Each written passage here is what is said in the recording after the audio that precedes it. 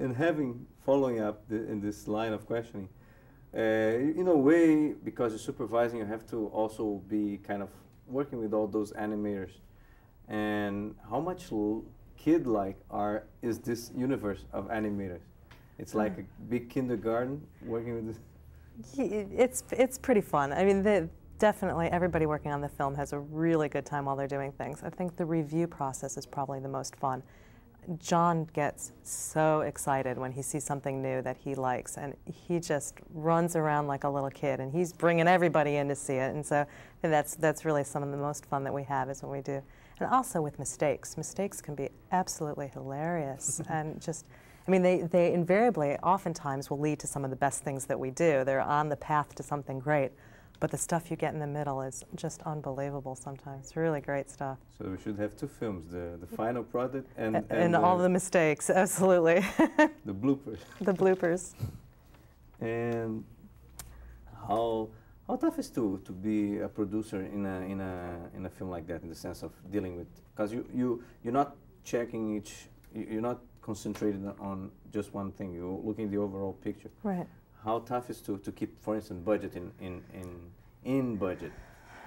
How things like that work? Yeah, it's hard, but we have a really good collaboration, so it works. John will come through and say, you know, I want dust, and I'll go, and then I'll go back and we'll work together and we'll figure out how might we be able to do dust, and we'll go back to John and say, dust is going to be hard, it's going to be expensive, is it important?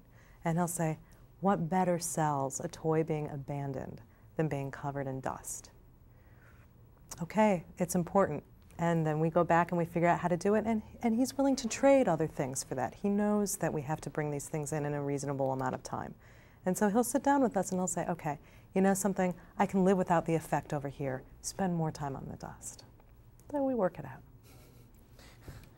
And Brazil, what the name Brazil brings up to your mind? Have you ever been there?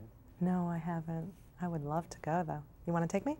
Oh, I live here. Oh, darn. I can give you some good tips. Good tips about Brazil. Yeah. And about the atmosphere in general, how it's working in it. Because Pixar, it's Disney, but it's not exactly Disney. It's a studio of itself who is associated with Disney. I visited Pixar, and I think it's a nice place.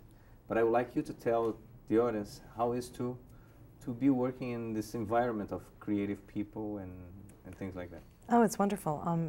I think we all really like being up north. We have our own little culture up there that we've sort of established. It's a real, it's a wonderful collaboration between technologists and artists, and it's a very unique kind of environment that's very fertile for people's imaginations. All of the technologists have opportunities to go to Pixar University classes, and so they sculpt and paint and draw, and they learn all of these things. And the same for the artists. They get to learn more about technology. So it's a very unique environment that we have.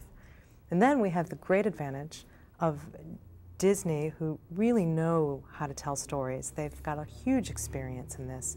And then they'll have a fresh set of eyes. They're not involved in the microscopic details that we are in. So that we can show them our stuff every once in a while, and they can sit back and they can make comments that are just invaluable to us to be able to make a better story from a very objective and a very caring perspective. So it's sort of the best of both worlds. It's really a wonderful collaboration.